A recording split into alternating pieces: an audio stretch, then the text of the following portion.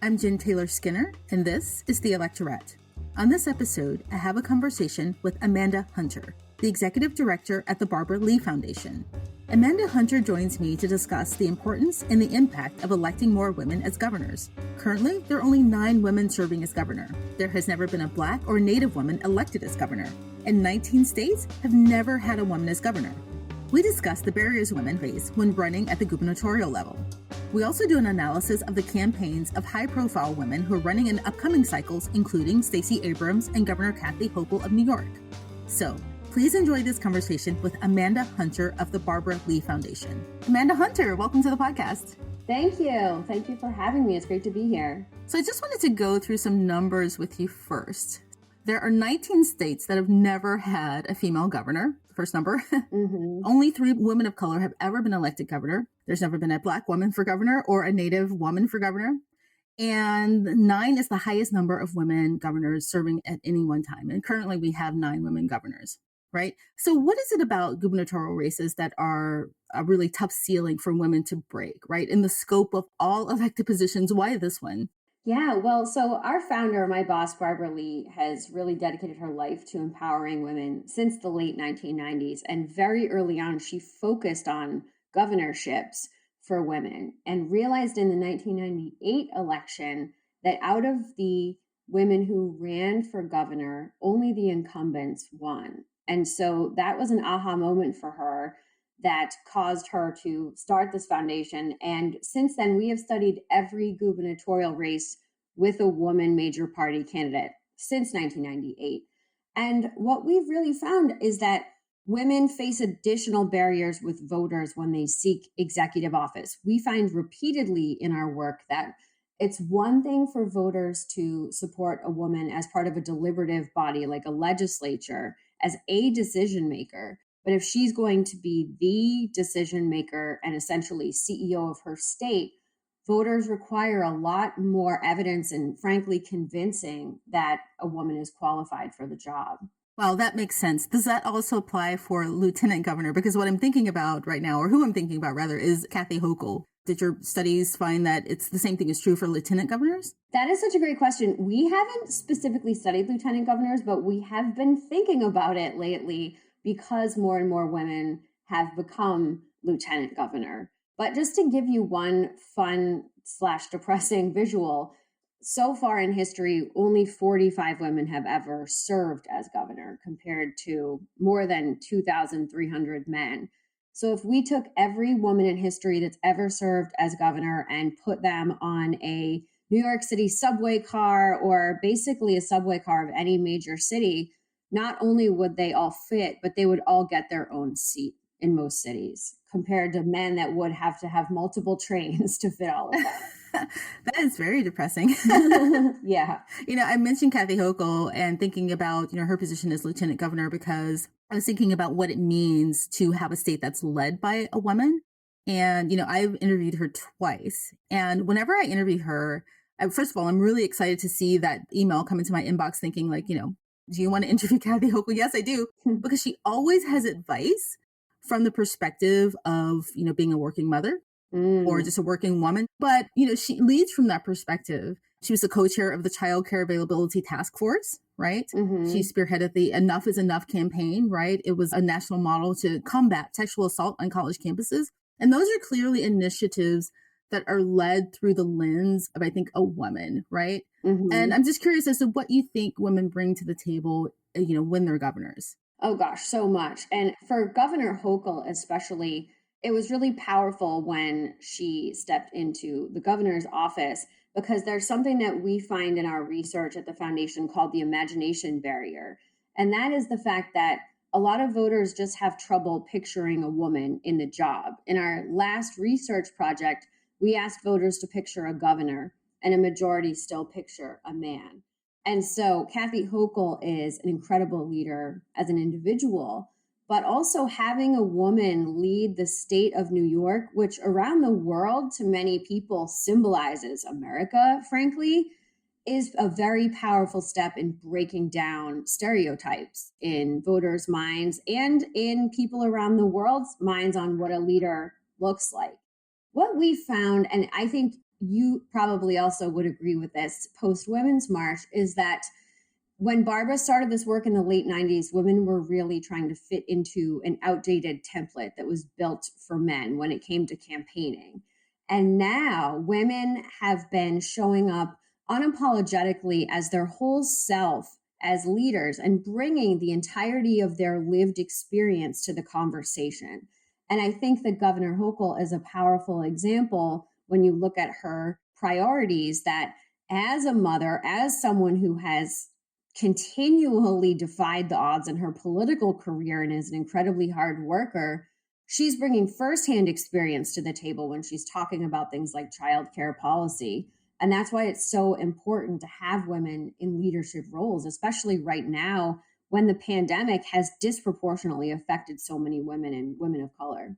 Yeah, and I just want to be clear that you don't have to necessarily be a mother, but I Mhm. think in a position like, being governor, right, or any kind of leader at that level, it's important that we have parity, right? And gender parity is just one type of parity, because if we don't, we leave out pockets of society and, they're kind of marginalized. That's how marginalization happens. Yeah, no, absolutely. And we actually did some research on how voters perceive women leading during a crisis. And along those lines, voters know that women listen, not just to experts, but to affected populations. And I think just looking around the country during COVID, looking at women governors and mayors, we saw women reaching out proactively to find different populations that they knew were affected by COVID and the economic crisis in a way that men may not because of lived experience. And that's why it's so powerful. We started this conversation talking about incumbents.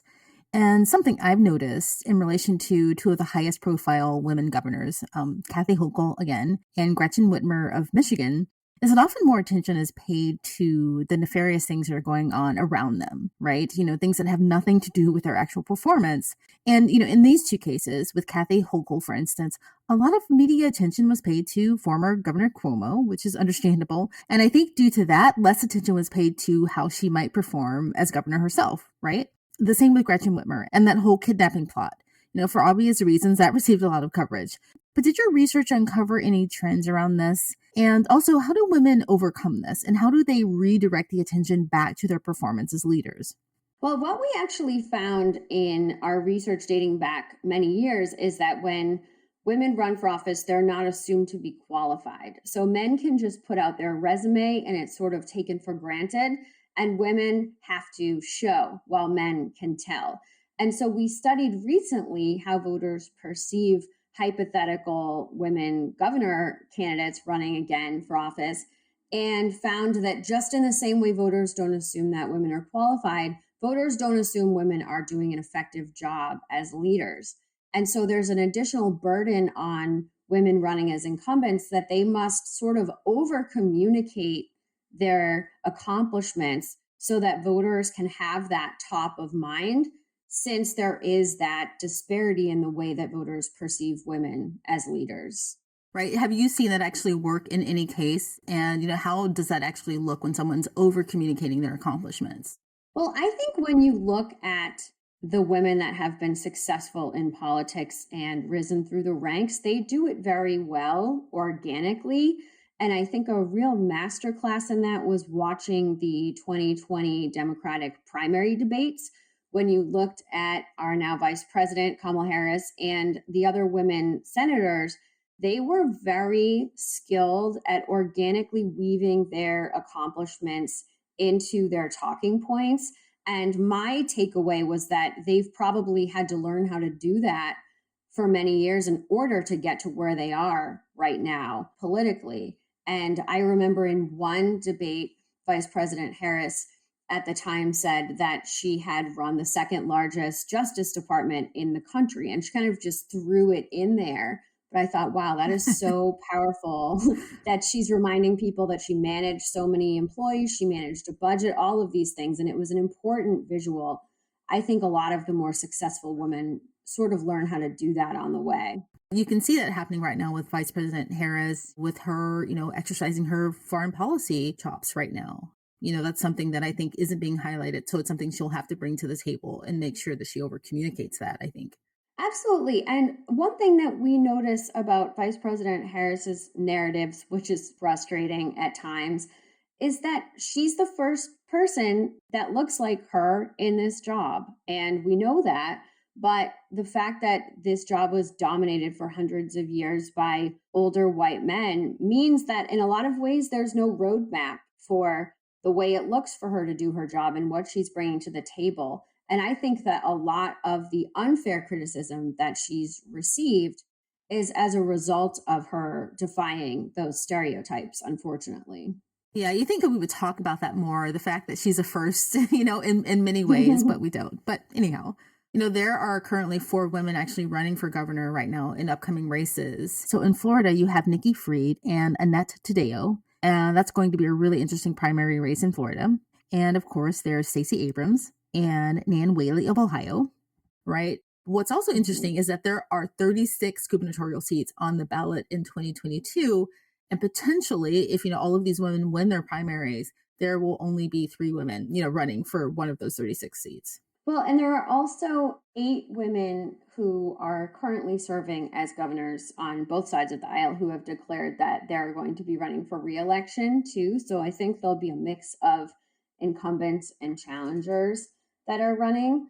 But it's definitely a climb for women, especially in a state that has never had a woman governor, to run as a challenger. What we found with our imagination barrier is that once a state has a woman governor, and this isn't a scientific evaluation, it's just observations, it opens the door for more. In many states that have had a woman, there's been 2 women, sometimes 3, because it breaks down the stereotype in voters' minds. And in our neighbor, New Hampshire, one of the women who served as governor told us that a little girl came up to her and said that her brother wanted to be governor, and she told him that he couldn't because only girls could be governor. And we love that story because it shows you that there's a whole generation out there that are going to have completely different perceptions of leadership than we do based on what they're seeing now.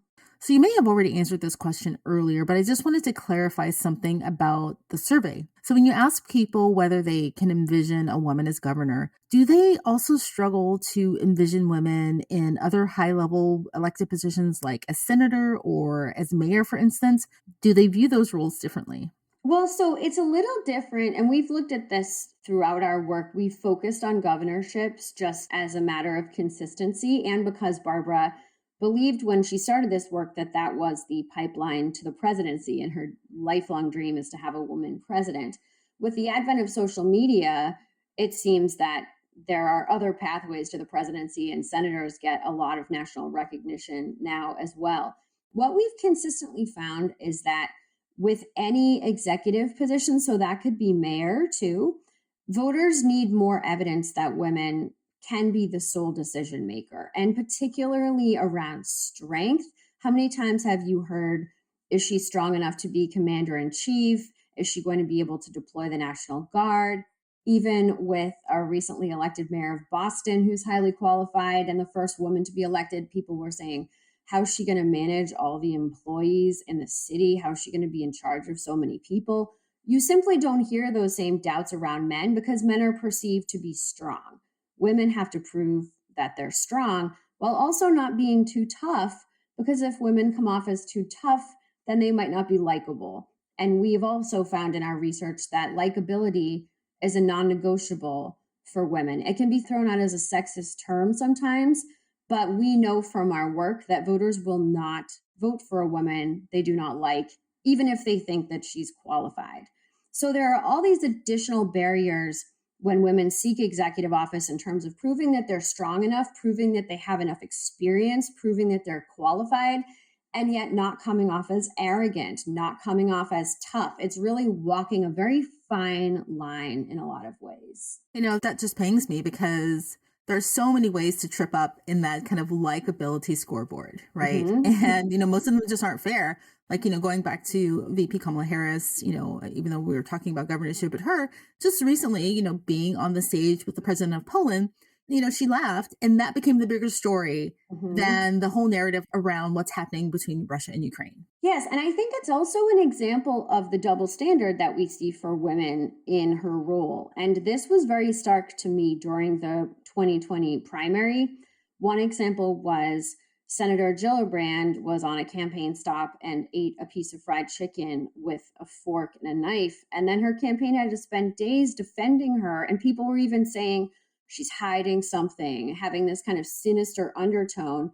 Whereas John Kerry in 2004 put Swiss cheese on his Philly cheesesteak at a campaign stop and was able to laugh it off. And that's just the double standard that men in the vice president role have been able to make gaffes like Dan Quayle misspelling potato and have been able to kind of become a late night joke.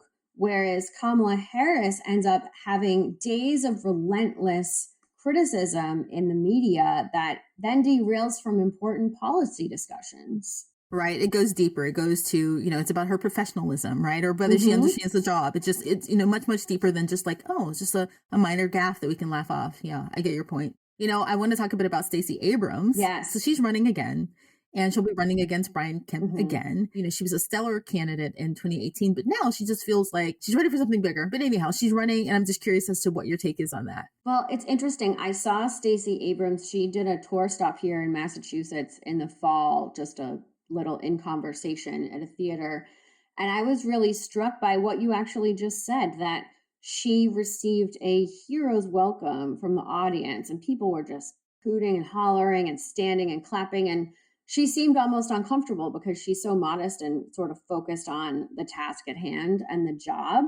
And I think that this will be a fascinating campaign. When Stacey ran for governor the first time early on in her primary, she was up against another woman named Stacey in the Democratic primary. And we saw that her campaign actually had a hard time being taken seriously in the media, and people, especially local press, really weren't that open to covering her as a serious candidate, which seems insane now to think about.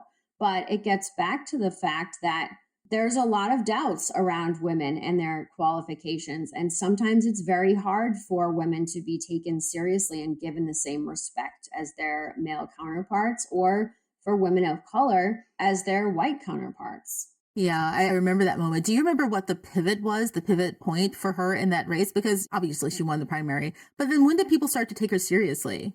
I think after she won the primary, she was at least given more attention locally.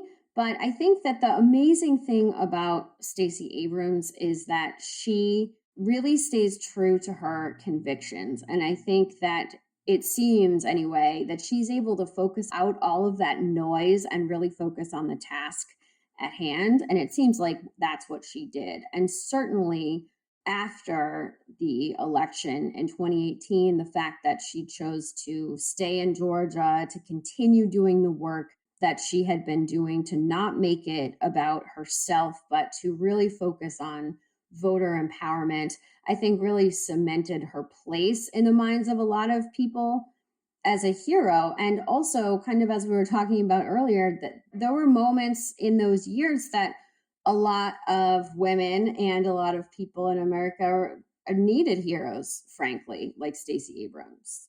Yeah, and since then, in those 4 years, she has become, a voting rights expert, right? I mean, that's without a doubt she is. And, I feel like there's, we're kind of in a race against time because as quickly as she is trying to empower voters in Georgia, Republicans and Brian Kemp and Mhm. conservatives in that state are trying to suppress the vote. Right. And it's interesting because I think that if she does not win this race, and I believe that she will, but in case she doesn't, I do think that it will be due to voter suppression efforts. It's very scary to see the voter suppression efforts happening across the country. And we are so grateful for the people that are doing the hard work on the ground to protect access to voting. And I think that living up here in New England, people don't always understand how difficult it can be in other states and kind of take it for granted if folks live in a state where access to voting is fairly easy. And I think that that should be communicated to people better so that they can understand what it's like to have to wait in line for hours and not be given water and all of these crazy things.